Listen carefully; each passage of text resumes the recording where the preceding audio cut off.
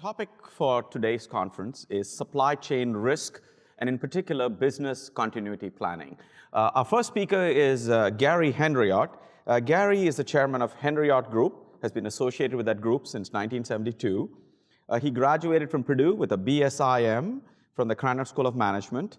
Initially joined the Henriot Group as a temporary occupation prior to entering graduate school.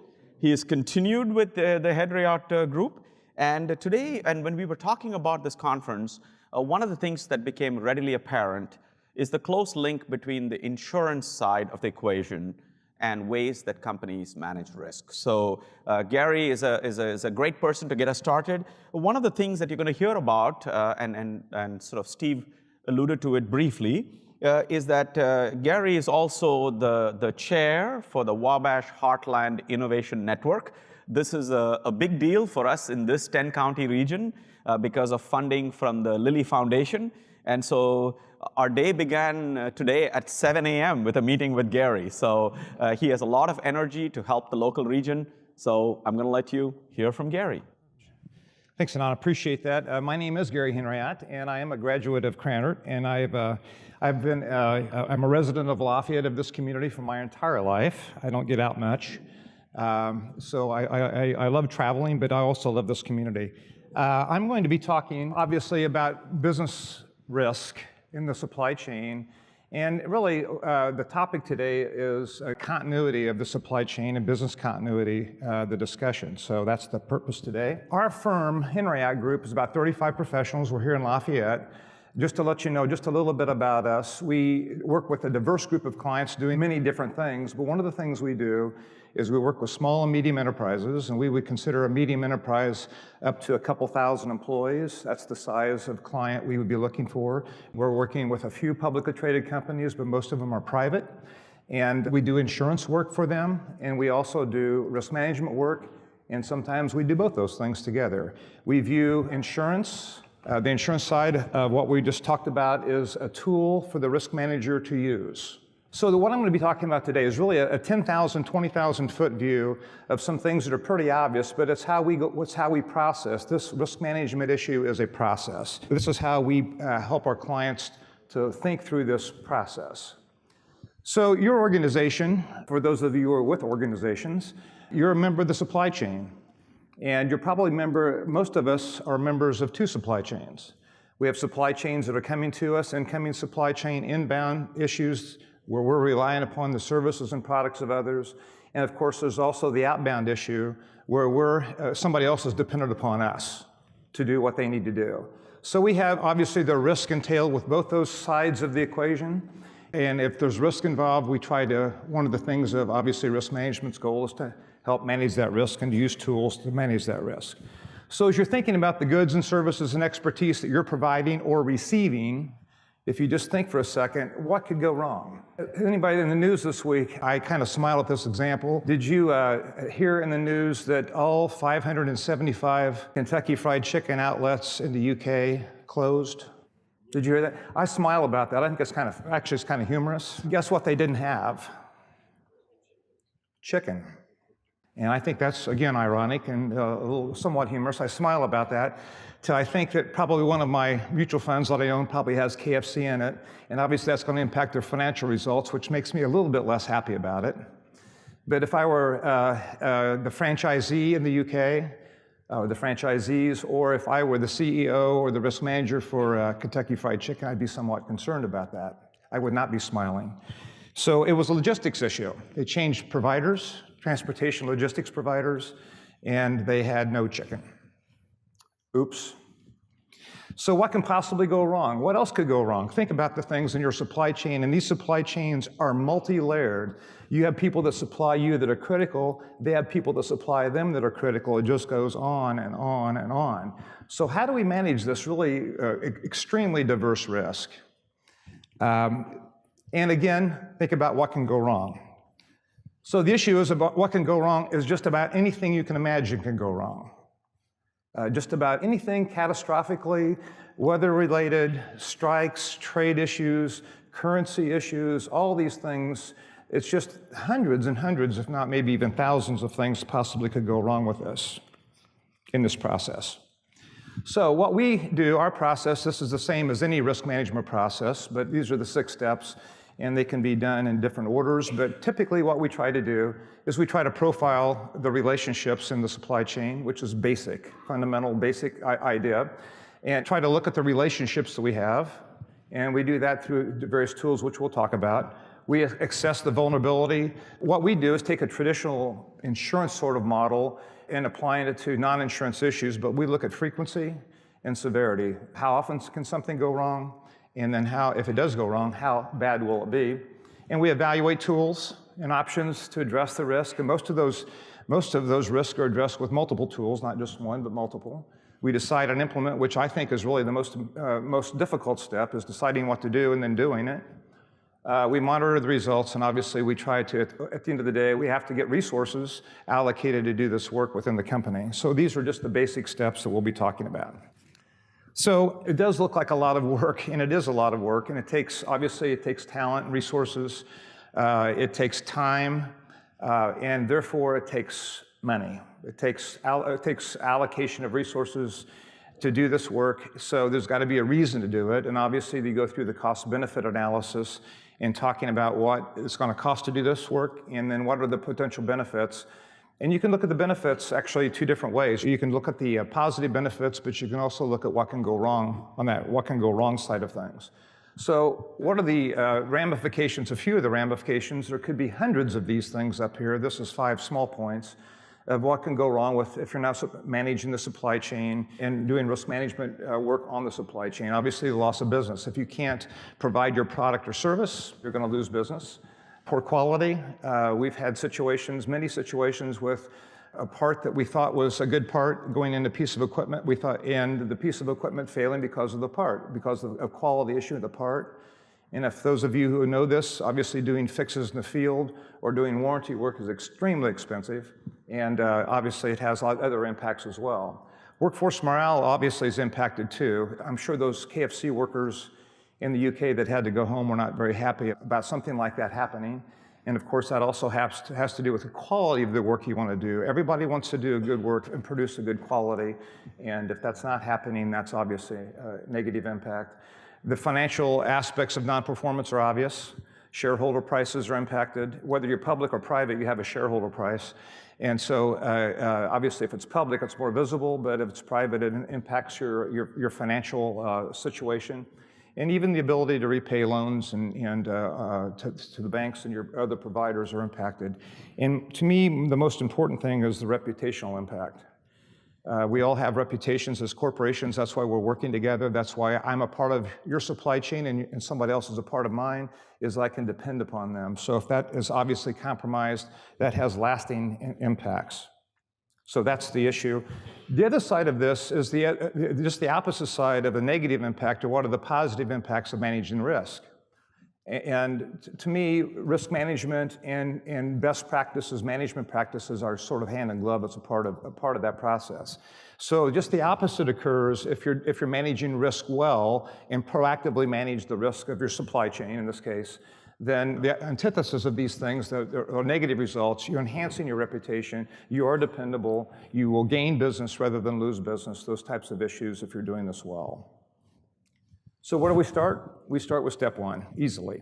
So the issue is mapping, and I'm not going to get into the detail. Maybe some people later on will do that, but there's all sorts of tools and ways to map risk and map the risk relationships in your supply chain. There's examples that are available, actually hundreds of them actually, of how to go about this process. But the key issue is identifying the risk in the supply chain, is doing this step. This is really a fundamental step. Obviously, the place to begin is to know what those relationships are, and to know what the constraints are, and obviously at the end of the day, how important those relationships are.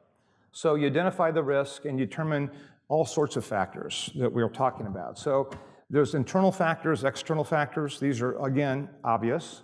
But for example, geographic limitations or the geographic scope of your supply chain. If it's local, there's less exposure than maybe it would be if you have a global supply chain. Obviously, the further the supply chain goes, the more risks are involved, the more things can go wrong. For example, a couple of years ago, there was a strike at Long Beach Port in LA that lasted about 2 weeks, I believe. And obviously the supply chain from China or Asia was backed up hundreds of miles offshore waiting to get there to unload supplies. So those are things that really can have a huge negative impact. And it really is a complex issue, just managing the geographic logistics of all those things. The transportation channels we just talked about, and obviously the providers of materials. How many sources do you have for what you're doing? Maybe only one. And if that's the case, then obviously you have some risk with that single most dependent relationship you have. Internal factors, the just-in-time issues that we have. There's a lot of, this is obviously best practices in managing these things. And to have just-in-time inventory is wonderful, and it's really financially, it provides great financial leverage, but it's also a huge exposure. When you have only 2 hours of inventory on site, and that inventory train stops, there's obviously concerns about that. So just-in-time on your incoming, if you're the person who's supplying the just-in-time on the outbound, you have that exposure because you may shut that plant down. You may be shut down, you may shut somebody else down. And obviously there's financial impacts to everybody when that happens. That's not a good thing. One of the things I want to mention here is the skill issue. As you're trying to satisfy customer orders, one of the things we really have, as you all know and aware of, we have a need for workforce. And it's a huge issue, not only just workforce, but we have the talent that's needed to actually get the jobs done. And that is a huge factor for us, not here, everywhere. It's a ubiquitous issue that applies just about everywhere. And of course, I've been talking with other folks, there's also the issue of constraint on capacity. You may need something and you may have a supplier, but they just can't get it to you. They're going full bore, they can't do any more than they're doing, and you need them to do more. And that's obviously a limiting capacity as to what you can do. That's a huge issue, it's a huge exposure. So assessing the vulnerabilities, once you've identified the relationships, you've mapped the relationships, you understand as best you can where the choke points are in the supply chain. The issue is, if something goes wrong, how bad is it going to be? How often could it happen? Maybe we didn't think that 500-year floods, we thought 500-year floods at one time were every 500 years. We're seeing they're now about every 20 or 25 years now in various places. So how often does that flood happen?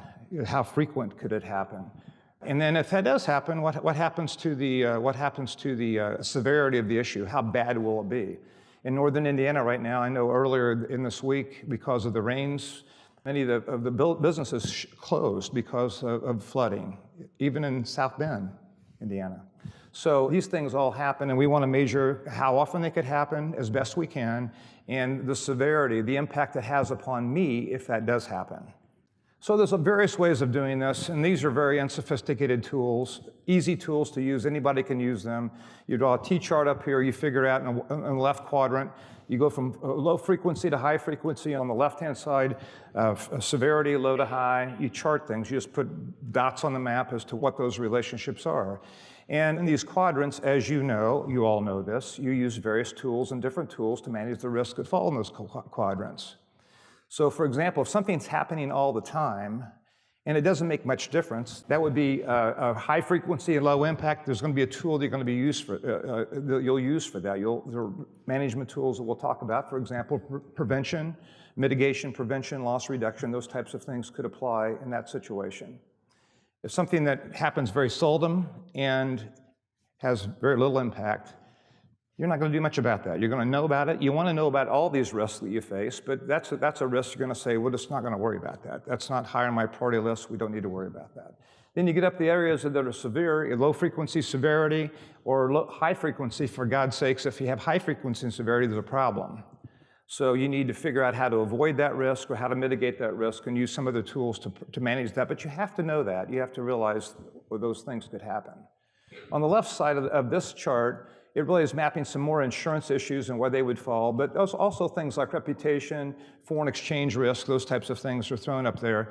And again, something that's very effective is to use the bubble chart with us to denote how large that exposure would be, just rather than a dot on the map, so it's more visibly easy to see. So again, reviewing some of the factors in the supply chain. These are 8 factors. There's probably 8 more that could be thrown up there that should be thought about. But basically, how dependable is the source? What's the quality of the company providing you What's your quality provided to somebody else? Somebody else is looking at you if you're in their supply chain. What's their capacity? What's your capacity? The financial strength, can you expand? Can you make sure that things are going to be responsive and you're stable financially? Obviously, workforce and expertise, do you have it? Or do they have it? And where are you located? And I also think, as I mentioned earlier, we oftentimes ask questions about a supplier to one of our firms, what their risk management practices are and how they're managing their own internal risk, because I think that's an indication of, again, best practices. This is an indication of the type of company we're working with. Are they thinking about the same issues that we're thinking about? So step 3 in the process, obviously, is evaluating options. There's a lot more options up here. For example, avoidance, not doing something, is always an option. I'm not going to do that. We're not going to do that. We're not going to accept that type of business. We have lots of companies that look longingly into the aviation space. They want to be in that space. It's high profile.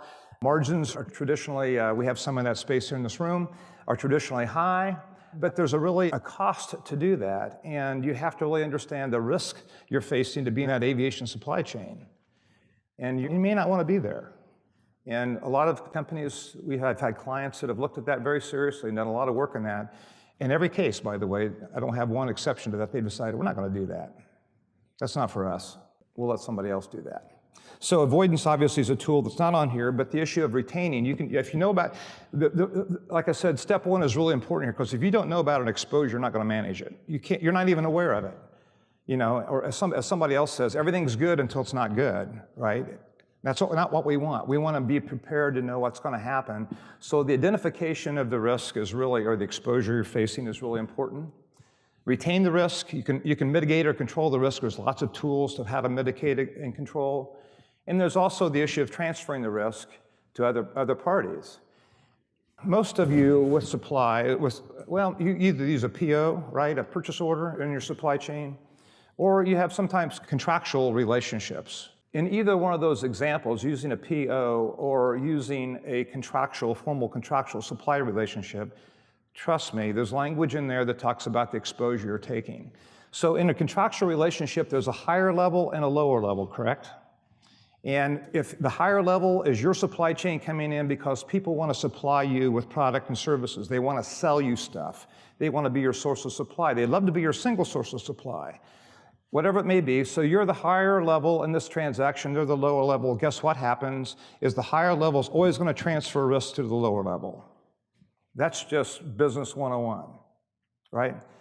But what happens when you're the lower level and somebody else is the higher level? You're getting transferred to all the time. So you have to be aware of the contractual risk transfers. By the way, the contractual risk transfer has nothing to do with insurance.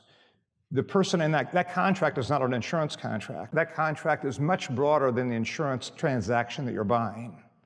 So there's no guarantee that obligation, that contractual obligation that you're accepting or transferring isn't going to be insured by anybody. Obviously, there's a transfer through the process of insurance, through the process of insurance. You have to remember very particularly that insurance is a contract. It's a specific contract that says we're going to do certain things for certain circumstances. It's not all risk, everything's covered sort of situation, so you have to be careful. You have to know what your insurance program will do. You have to know what your insurance program won't do. And of course, there's other financial instruments like hedging. You can hedge commodity prices, you can hedge currencies. Those are all tools, financial tools that help even things out for you. You can hedge fuel. There's all sorts of things, as you know, that you can hedge and use financial tools to do that. So pick your tool. What are the options? The next item is, again, I think the most difficult step is deciding and then doing, the implementation side. And this is where it's easy for somebody, and it's not easy to do any of the work so far, but it's more complicated when you begin to implement because you're implementing throughout the company. It's not one person that does this work, it's multiple people that have to execute the strategy. So communication, being on the same page is really, really important, having buy-in from all different departments. So what's the best option? There's not going to be multiple, every risk that you face will have multiple risk management tools to go that can be deployed to help on the risk. Implementing, you have to have other folks who are going to help you implement, but have the buy-in to that. Obviously, you need to justify the cost, and you have to understand the organizational constraints, which may be significant. The monitoring process is a continuous process. This is not a once and done issue. This is something that you have to sustain over time. It's never done. It's always changing.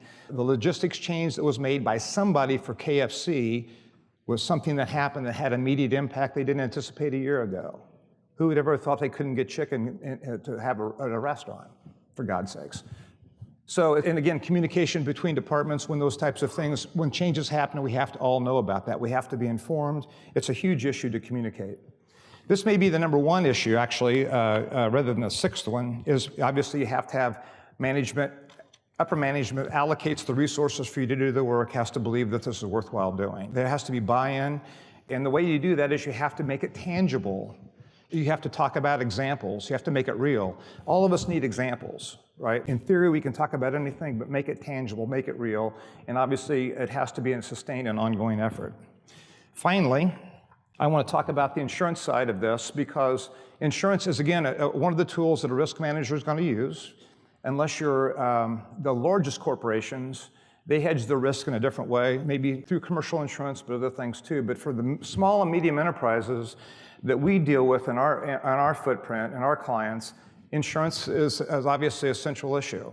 So I want to talk about how all these coverages, in one way or the other, impact the supply chain. Property insurance is obvious. Some of you are vertically integrated, so you have supply within your own company. And obviously, if you have a fire in one division or one department or one location that are supplying you, that's obviously an internal risk, and property insurance will respond to that. Business interruption is supposed to cover you to keep you in the same position after an insurable loss, key here, insurable loss. So if you have a currency problem, it's not going to help. If you have a political risk problem, it's not going to help. If you have a strike, it's not going to help. So insurance is not going to help with those types of things. But business interruption coverage helps you when you have actual physical damage to your property. The next box over, which is called dependent or contingent coverage, is what happens when you have no loss at your property, but your supplier 500 miles away has a fire, and they can't cover you, and that's a key supplier. That can be insured. You can insure their exposure 500 miles away because that's a dependent property, and you can buy coverage for that. That's important for you to know. Transportation risks are obvious. Liability coverages come into play when things in the supply chain go wrong and your product hurts somebody, or you cause property damage, or you fail to perform. There's going to be liability, a legal liability that's going to come into play there. Product recall expense, particularly for a pharmaceutical product or in that pharmaceutical chain, or if you're doing a consumer product particularly, product recall is a huge expense, and that's coverage that you can buy. I want to talk real quickly about cyber and the connectivity in the supply chain, because if you have a supply chain, you're going to be integrated electronically with that supply chain. Orders and processes are going to be transferred moment by moment as you use inventory.